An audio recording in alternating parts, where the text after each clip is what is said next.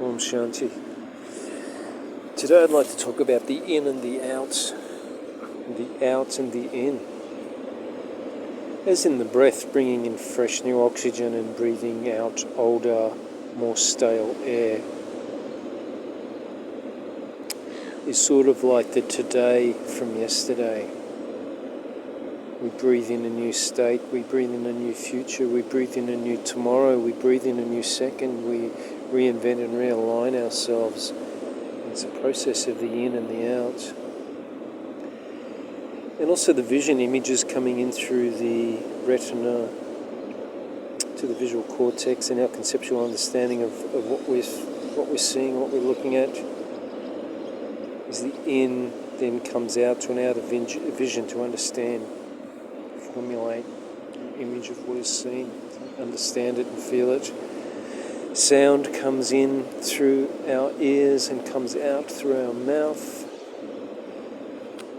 The coming in, the coming out, the in and the out. And the cycles and growth patterns, plants taking in carbon monoxide and releasing out oxygen. It's the key to chemical effects, transmutations, chemical mixing in biological states equals energetic systems, equals energy. And the synergy of energy is all the coming in and going out. The end of the day, folding into night, the sun rolling out for a new day.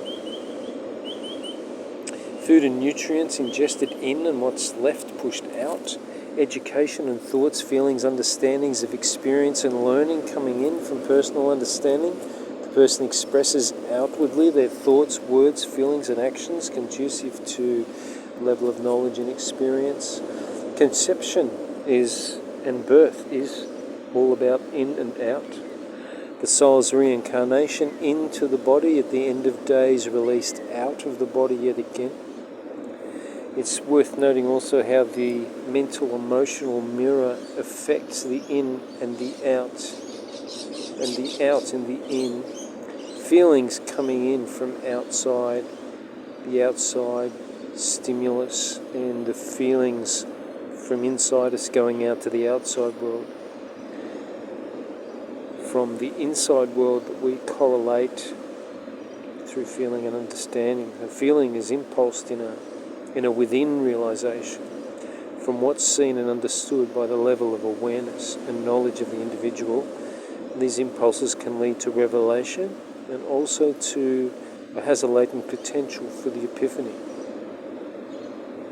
To understand what is out through the in and understand what is in through the out.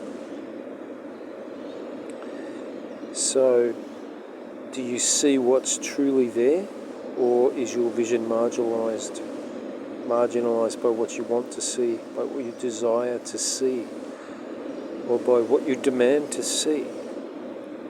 They say it takes an astute mind to see what's really there. Sometimes people see what they are told to see, or are manipulated, as in mass consciousness and mass hysteria and fascism as well. Ego and collective notions can be a form of hysteria, it can be a form of hypnosis, mass collective hypnosis. To a mind that is frail and unsure of the circumstances of its environment, both in and out, both within and without, do you see with prejudice, with malice, with envy, with anger? Do you see with insecurities or anxieties? Do you see with elation, with overconfidence, with a fake posturing? How do you see? Are you seeing from your need? Is part of your stimulation to a response garnered from information outside? Or do you throw your own mind pattern over whatever it is that is in front of you? Is it an ego vision? Or is it a sacred vision, a humble vision? Is it an aggressive vision? Can you see the truth? Can you know the truth? Can you hear the truth? Do you know the truth when you hear it? Does it hit an octave with you? Do you know the truth? Is the truth real enough for you, or are you selective, as in parts of a meal, one is digested and excluding the rest? Is your whole experience of existence merely based upon your need to be applauded, to be famous, to be liked, accepted, loved, to be part of a system, to fit in?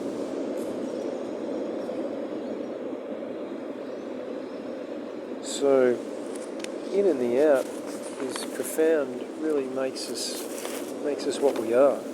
How you see the world and react to it, how you see the self and react to it, how you see relationships, your relationships with all things, including yourself and others, and how do you react to it? How do you act and react to that? And the subconscious mind is really the subtext that lives in the acting self, in the world drama, in the disposition of the body and the mind and the spirit and the sight and experience and education, lives and equates its own dispositions, and this is what your reality is. It really is whatever you decide it is, whatever you're capable of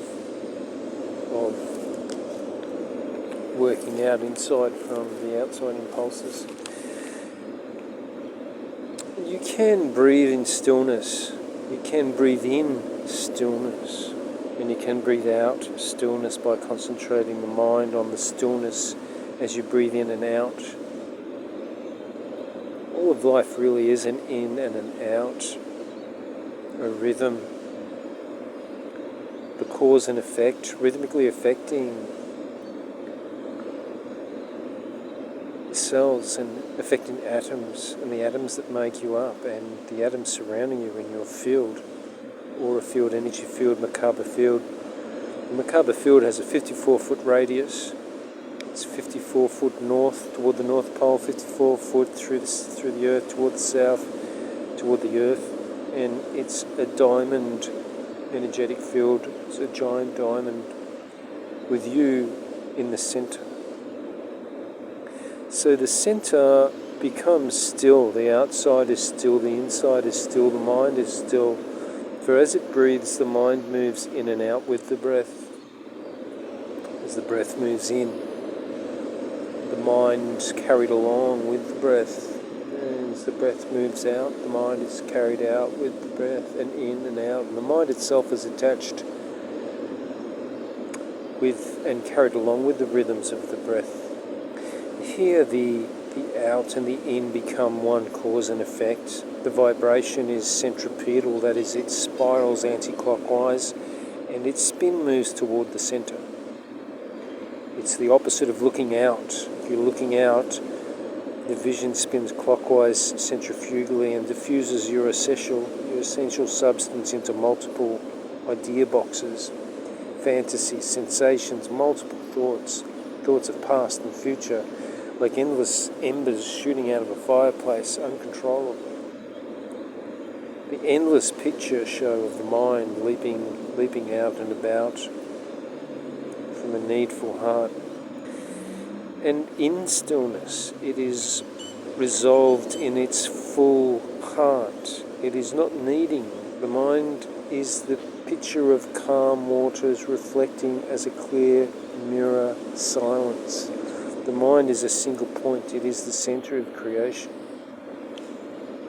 There's no need, because here is the place where need no longer exists. When the in and the out become one in a center point, in the still point of the seesaw, peace is found in the stillness inside. The outside changes, because the outside changes with what you bring to it. A calm mind is powerful. It will polish the window of your perception. And you might say that we all experience the same reality, and we all occupy the same stage of the molecular world, yet we have different experiences because of what we bring to the space.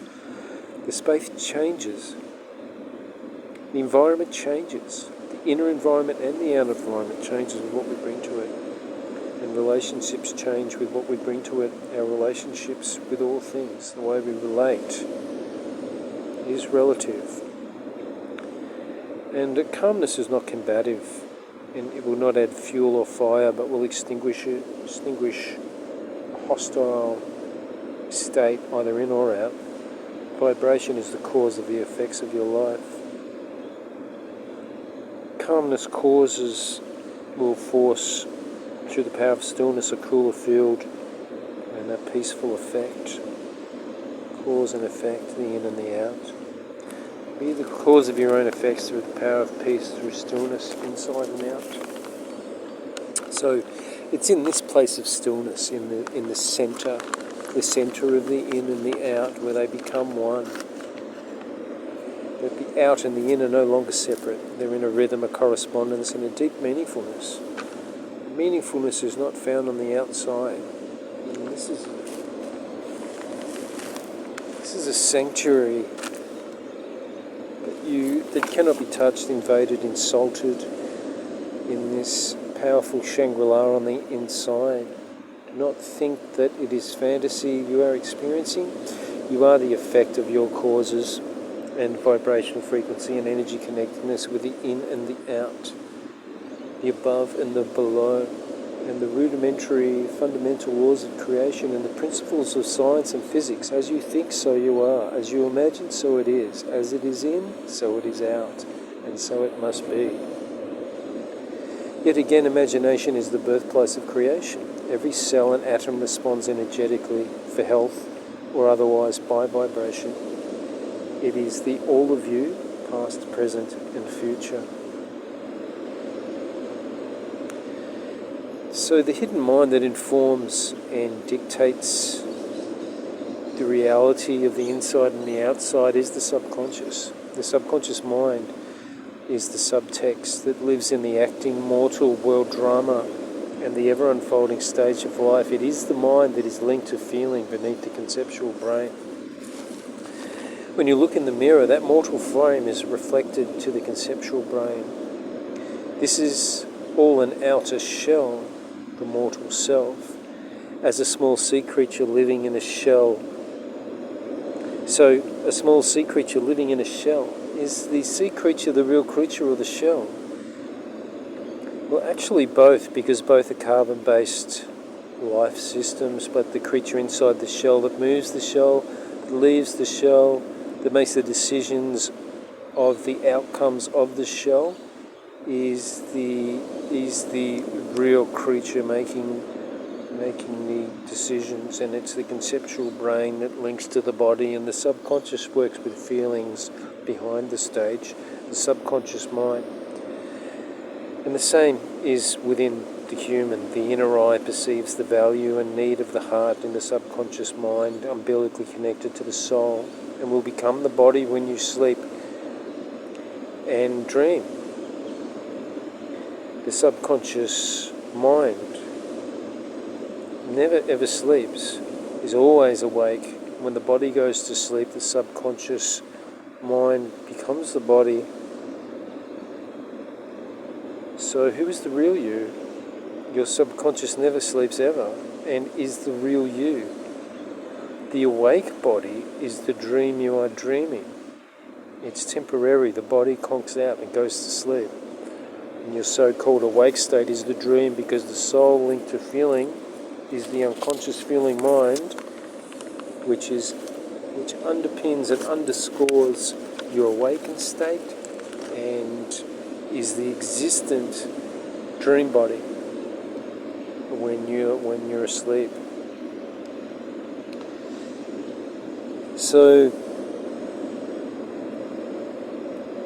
this is the dream. The awake state is the dream. And the stars only shine in the diamond-like brilliance against the ever-black background of space, and so do you. The diamond heart, the infinite, is given its opportunity to shine in the finite, so find the way, find the path. The path is hidden within. You make the without like the within. Dream well, and let the within and the without become the one thing, and transmute the darkness into light by walking the way in the waking state, the way of order. Order is found in harmony, and harmony is the essence of peace. A calmness and tranquility, as a great sea of tranquility is found in an eternal space, known as the Sanatana Dharma, where there are no obstacles. Obstacles do not exist in the sea of tranquility. It is eternal, unobstructed space. So the objects and obstacles are born, realised and represented by the objective mind, in the waking mind, in the mortal body, the conceptual brain that designs objects and obstacles, the way the 3D images are formulated in the back of the brain and the visual cortex, and images formed inside the brain from the outside, waves, conduced to our brainwave patterns and frequencies, conduced by our experience and understanding and knowledge. You know, we're actually painting the idea of ourselves in our brains. We are our own artists. And the right side of the brain is on the east is the fourth dimensional latitude, the above dimensional hemispheres of higher understanding, where we transcend the earth. And this is the knowledge where we transcend the earth from the eastern side of the brain. And so the east is the source of the knowledge, and so we cast it on the right side. The right side of the brain is the right angle, the direction of the angel. So the mind wears itself on the body.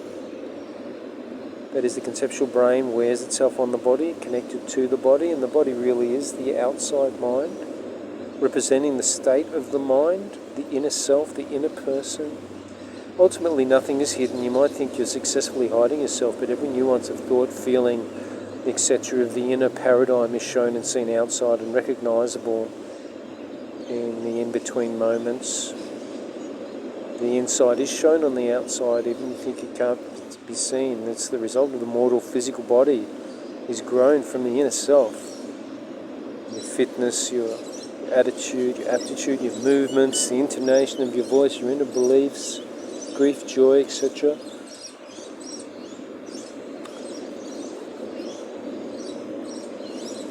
So no matter who or what you are, we all deserve health and joy. And from the inner flame, in yoga we say we're coloured by the company you keep, and you decide on your own environment outside in a world of free choice and self-determinism. So you need to choose opportunities, new opportunities through rightness. And so you want to feel a certain way on the inside. You need to correlate a life, an environment, and circumstances outside that are going to make you feel good and right.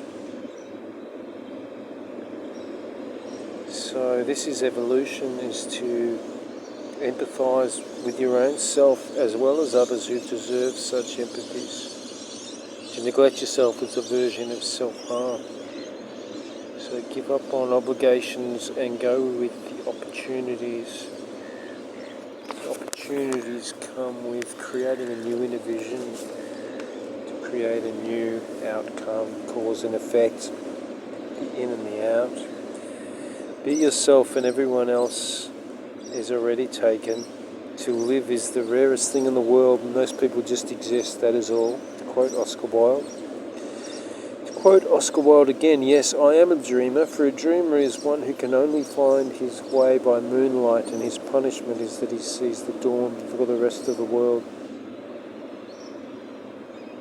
You need to change the nature of your outside world. Don't ride the carousel with everyone else, but be individually discerned. And the one that wandered off on its own, God came and rescued. So see the light of a new dawn, of new possibilities, of a new world. Shine a new sunlight, a new morning, a new day inside your understanding of possibilities, and the outside will become the inside that you visualize and create. And so this is the journey of the phoenix rising from the ashes of the old self. This is how we flee darkness of the old self and the old patterns inside. The old memories dictate the now, which create the future. We need to flee and free ourselves from the bondage of the past and old self-related patterns and habits, and rise up through eternal awareness and give birth to a new self, a higher consciousness, and rise up on the wings of Horus. We ride the crystallized light wave into Ascension. So don't nail yourself shut inside a box, inside, when there's endless unlimited possibilities outside, the in and the out. Give me that man that is not passion's slave, and I will wear him in my heart's core, I in my heart of hearts. Shakespeare. It's really the spirit referring to mortal man that has ascended his living condition in mortal passions and desires and hedonism and sickness of the body's needs, and has risen above. In Deuteronomy 10:16, circumcise therefore the foreskin of your heart and harden your necks no more.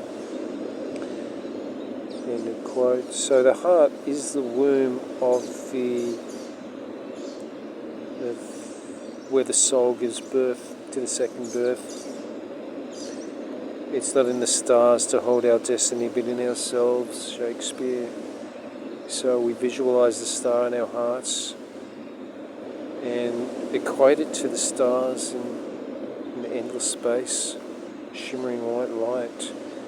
The in creates the out, and you can change the out from the within by what you bring to the space. What you bring to the space changes the space. Your outside and your outcomes will change. All we need is the wisdom to join the in with the out and the out with the in, and conquer duality with the oneness of all. And so there is a wisdom in the head and a wisdom of the hearts, says Charles Dickens. And they need to be in one accord. It's a musical chord, the in and the out. So don't be pushed and pulled and swayed and conditioned and abused into realizing an outside effect. Don't get caught up in mass hysteria and hallucinations, but be vigilant to see the truth and to know what the truth is.